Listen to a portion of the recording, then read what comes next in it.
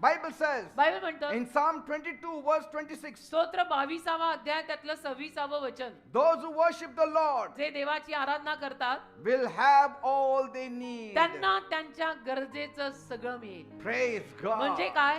त्यांच्या सगळ्या गरजा भागतील. When you take the name of Jesus, जेव्हा तुम्ही येशूंचं नाव घेता, when you worship Him, जेव्हा तुम्ही येशूंची आराधना करता, worship will connect you to the heavenly blessing. ती आराधना तुम्हाला स्वर्गीय आशीर्वादांच्या संपर्कात आणते. आराधनेत फार सामर्थ्य बेटा. If it hurts to kneel, kneel anyway. जरी गुडघे टेकताना दुखत असेल तरी गुडघे take. Because you are kneeling before the Creator. काय तू निर्माण करत्यासमोर गुडघे टेकतोय, सावकारासमोर नाही.